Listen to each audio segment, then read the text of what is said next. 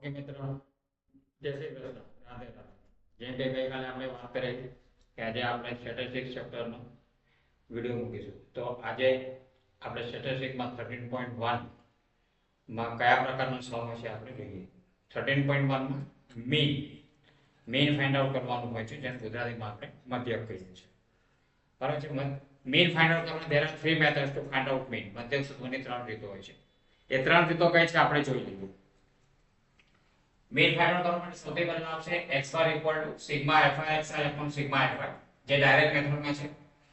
હવે આ મેથડ ત્યારે એડોપ્ટ થાય જ્યારે આપણી પાસે ક્લાસ ઇન્ટરવલ એન્ડ ફ્રીક્વન્સી નાની હોય, એટલે કે સ્મોલ, ત્યારે આ મેથડનો આપણે ઉપયોગ કરીએ. બીજી મેથડ છે x bar = a + sigma fi di upon fi, assume mean method. આ મેથડ જ્યારે કન્ટિન્યુઅસ સિરીઝ હોય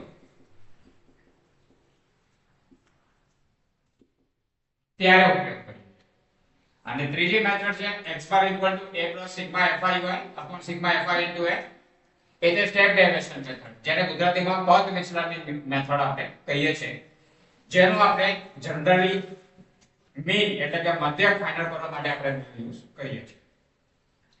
હવે 13.1 માં કયા દાખલા આવા છે જે બોર્ડની અંદર પૂછાઈ શકે? તો 13.1 માં બીજા નંબરનો દાખલો છે, જેમાં તમને આપેલું છે daily wages and number of workers are given. બરોબર છે. એમાં આપણે મીન ફાઇન્ડ આઉટ કરવું છે. ડેલી વેजेस માં 500 to 520, 520 to 540, એ રીતે 580 to 600 સુધી છે. નંબર ઓફ વર્કર એટલે કે f, ફ્રીક્વન્સી છે 12, 14, 8, 6 અને 10. હવે આ બે વસ્તુ આપે પછી then we have to find out first આપણે xi, જેને આપણે મિડ પોઈન્ટ કહીએ છીએ, એટલે કે મિડ વેલ્યુ ફાઇન્ડ આઉટ કરવાની છે. How to find mid value? તો મિડ વેલ્યુ આ બે જે આપણને ક્લાસ ઇન્ટરવલ આપ્યું છે 500 થી 520, આપણે આ બંનેનું ટોટલ કરવાનું, ડિવાઇડેડ બાય 2 કરો. જે આન્સર આવે એને 2 થી ડિવાઈડ કરો, એટલે આન્સર થઈ જશે 510. એટલે અહીંયા આપણે આનું xi થઈ જશે 510. હવે દરેક વખતે તમારે આ ટોટલ કરવું નથી. હવે આપણે જોયું કે આમાં જે કોમન ડિફરન્સ છે ક્લાસ ઇન્ટરવલમાં એ કેટલો છે 20 નો, તો 20 20 આપણે આમાં એડ કરી દેવાનું. 530, 550, 570 અને 590. આ રીતે આપણો xi ફાઇન્ડ આઉટ થાય. જે આ બે રકમ આપી છે પહેલી અને બીજી, બંનેનું ટોટલ કરવાનું, ડિવાઇડેડ બાય 2 કરો, એટલે જે આન્સર આવે એ તમારું x. પછી દરેક વખતે બધાને ટોટલ કરીને ડિવાઈડ કરવું નથી. આપણે આને કોમન ડિફરન્સ જોવાનું અને એ રીતે એમાં એડ કરવું. હવે આવશે આપણે ui = xi - a upon x. તો આની અંદર આપણે આને a એઝ્યુમ કરવાનું છે. a એઝ્યુમ કરે તો થાય તમે આ જેટલા ડિજિટ આપ્યા છે તમે કોઈ પણ નંબરને a એઝ્યુમ કરી શકો, ઉપરનો લઈ શકો, નીચેનો લઈ શકો, ગમે તે. પણ આપણે જનરલી શું કરીએ, જેટલા નંબર આપ્યા છે એમાં જે મિડલ ટર્મ છે, વચ્ચેનો નંબર, એને આપણે a એઝ્યુમ કરીએ. હવે 550 ને આપણે a એઝ્યુમ કર્યો એટલે આ થઈ ગયું 0. હવે ઉપરની તરફ જાઓ તો -1, -2, નીચે જાઓ તો 1 અને જે નંબરને એઝ્યુમ કરો એની સામે હંમેશા 0 લખી દેવાનું, કોઈ ટેન્શન લેવાનું નહીં. અને સીધે સીધું ઉપરની તરફ જાઓ તો -1, -2, ઉપર જેટલા નંબર આપે -1, -2 એ કરો. નીચે જાઓ તો બધું પોઝિટિવ, 1 2 જેટલા બે નંબર હોય તમારા એ રીતે. હવે છેલ્લું કોલમ આવશે FIUI. તો FIUI માં આપણે શું કરવું, FI આ અને IUI આ બંનેનું મલ્ટીપ્લિકેશન. તો 12 2 24, 14 1 14, અહીંયા આવશે 0, 6 1 6 અને અહીંયા આવશે 10 2 20. હવે આનું ટોટલ કરીએ તો -24 -14 38, 20 + 6 26. હવે આનું આપણે ટોટલ કરીએ અહીંયા સિગ્મા FIUI = -12. આ -12 આપણને મળ્યું અહીંયા. હવે આપણે મેઈન ફાઇન્ડ આઉટ કરવો છે.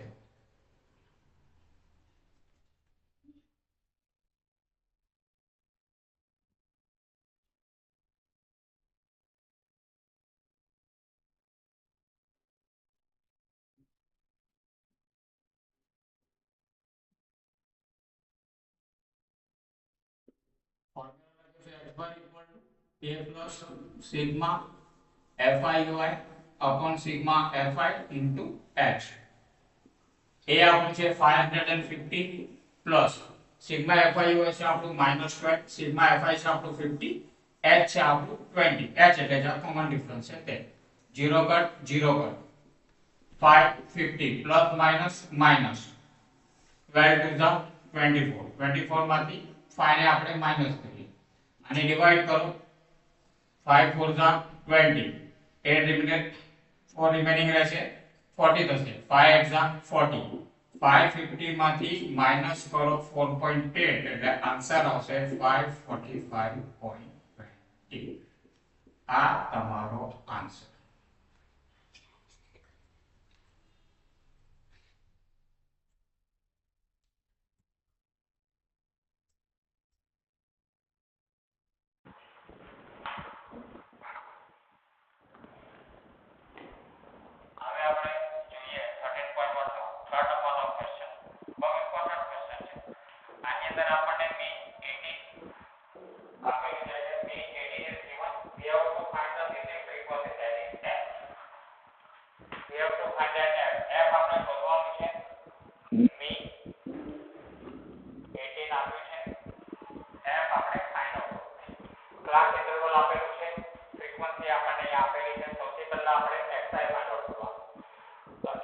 how to find xi તમને ખબર હશે 11 plus 8 11 plus 13 24 24 divided by 2 that equal to 12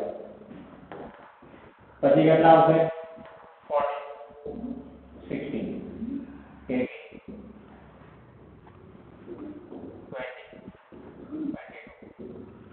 common difference 2 છે એટલે બધામાં 2 આપણે એડ કરીએ હવે અહીંયા આપણે એ એઝ્યુમ કરવાનો છે તો આપણે 18 ને -2